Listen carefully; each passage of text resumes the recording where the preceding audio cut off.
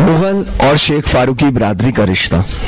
कहते हैं जब मुगल यहाँ आए तो उन्होंने अलग अलग कबीले, अलग अलग बिरादरी के लोगों को दावत दी शाहजहानाबाद में बसाने के लिए और कारोबार की दावत दी। मुगल जहां जहां गए वहां वहां पर इन कबीलों को और इन बिरादरियों को दावत दी। उनमें से ही एक बिरादरी है और एक कबीला है जिसका नाम है शेख फारूकियों का कबीला, जिनका पेशा था ठेकेदार, मसालदार और कमेरा और कोचवान, ईंट फरोश। अब हम बात कर रहे हैं कि वक्त बदला, हालात बदला और किस तरह से घोड़े खच्चरों से आगे बढ़कर उन्होंने ट्रक, टेम्पू, रेड़ा, गधा, घोड़ा, टांगा अलग अलग तरह से ट्रांसपोर्टेशन का इस्तेमाल करने लगे हैं। वक्त बदलता गया, हालात बदलते गए, फिर उनको आगे अलग अलग नामों से बुलाने लगे, जैसे ठेकेदार, मसालदार और कमेरा और कोचवान। गधे वाले, टांगे वाले, घोड़े वाले। जैसे जैसे आगे बढ़ते गए उनका नजरिया भी बदलता गया। वक्त बदलता गया, हालात बदलते गए और इन्हीं में से ही एक और ग्रुप काम करता था जिसका काम था गधे, घोड़े, टांगे चलाना हुआ करता था। जी हाँ, इनका काम था बग्घी चलाने का। इनका काम था शाही तामीरों जैसे लाल किले, जामा मस्जिद, वो मंदिर, गौरी शंकर मंदिर, जैन मंदिर, ऐसी सब तामीरों में इनका अपना एक वक्त में हाथ रहा है। इस कबीले ने खास तौर पे शेख फारूकी कबीला, जो कि पत्थरों को, बड़े बड़े पत्थरों को शाही मस्जिद में लगने, यानी कि जामा मस्जिद में लगना, लाल किले में लगना, अलग अलग जगहों पे लगना, उन सब के लिए ये काम किया करता था ये कबीला। दूसरा, इस कबीले की सबसे बड़ी खासियत क्या है, आज तक जो चली आ रही है, जो टांगे वाले बाहर से आए हुए मेहमानों को किस्से सुनाया करते थे, यानी कि एक जगह से लेकर दूसरी जगह जब लेकर जाते थे, क्योंकि जरिया सिर्फ एक था, तो ये टांगे वाले उन अपनी कबीले के और उस बिरादरी के मोहल्लों के बसने के भी किस्से सुनाया करते थे कि आप जानते हैं कि ये इमारतें कैसे बनी, इसके पीछे का क्या है किस्सा। तो जामा मस्जिद से मेहरौली तक लेके जाना, मेहरौली से जामा मस्जिद, और इस तरह से अलग अलग दिशाओं में उनको लेके जाना और उन जगहों के बारे में बताना। तो ये इस कबीला शेख फारूकी जो कि टांगा चलाने वाले हुआ करते थे, वो ये सब किस्से सुनाया करते। और दूसरी तरफ इसी बिरादरी के कुछ लोग चलाते थे बग्घियां। जी हाँ, शाही बग्घियां चलाने का भी काम किया करते थे यही बिरादरी के।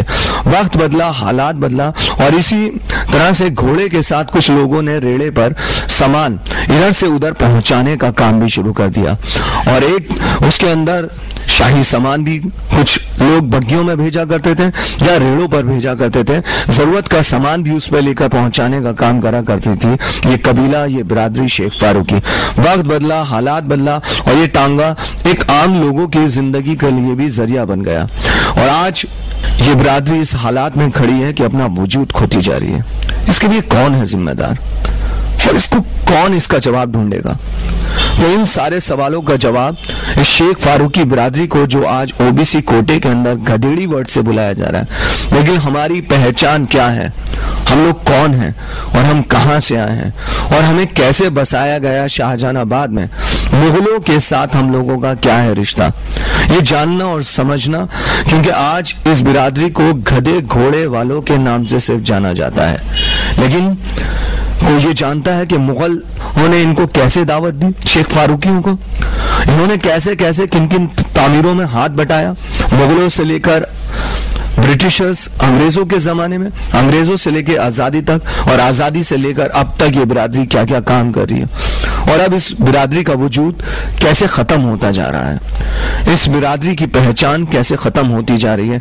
शेख फारूकी ना होकर अब इनको गधे वाले, लेकिन असली ये गधे घोड़े वाले थे, वो ना कहकर आम लोगों ने इनको गधे वाले कहना शुरू कर दिया।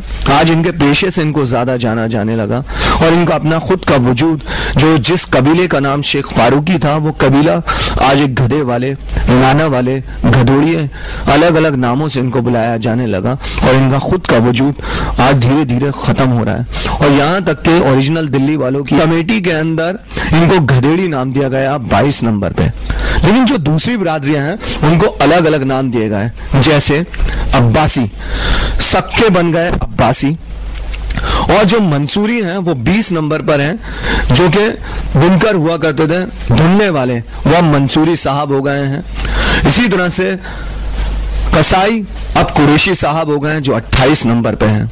जो लोहार हैं वो आज सैफी साहब हो गए हैं जो कि 36 नंबर पे हैं। जो नाई हैं वो सलमानी साहब हो गए हैं जो कि कोटा नंबर ओबीसी का 43 पर हैं। और एक मलिक जो कि आज मलिक साहब जो कि तेली आज मलिक हो गए हैं, वो 51 नंबर पर हैं। लेकिन आज भी इस बिरादरी की बदनसीबी देखिए कि 22 नंबर पर ओबीसी कोटे में इनको गधेड़ी कहा जा रहा है। तो इसके लिए कौन है जिम्मेदार और कौन ढूंढेगा इनके जवाब? आज अगर इस बिरादरी के नौजवानों ने आगे बढ़कर इन सवालों के जवाब नहीं ढूंढे, वो आज पूछते हैं अपने बड़ों से कि हम लोग कौन हैं, हमारे कबीले का नाम है क्या है, हम कौन सी पेशे से थे, हमारा जात क्या है, तो क्या शेख फारूकियों की पहचान खत्म हो जाएगी? क्या शेख फारूकी नाम कहीं गुम हो जाएगा? ये सवाल है आने वाली उस पीढ़ी का, अपनी उस गुजरी हुई पीढ़ी से, जो चल रही पीढ़ी से, उन सब से ये सवाल है। क्या ओबीसी के जो सरकारी कोटों के फॉर्म हैं, क्या उन सब चीजों का फायदा जो दूसरी बिरादरियां सलमानी, मलिक, अब्बासी ये सब ले रहे हैं, क्या शेख फारूकी बिरादरी गधे घोड़े टांगे वाले या किस्सा गो जो टांगों पर किस्सा गोई करते थे, जिसको आज वर्ल्ड हेरिटेज सिटी बनाया जा रहा है, बाहर से लोग हमारी बिरादरी के बारे में बताते हैं, क्या हमारी बिरादरी में कोई इस लायक नहीं है जो इस बिरादरी के बारे में बता सके? क्या हमारी बिरादरी में एक अच्छी, एक ऐसी मजबूत टीम नहीं बन सकती? तो ये सवाल है हमारा आप सब लोगों से। शुक्रिया।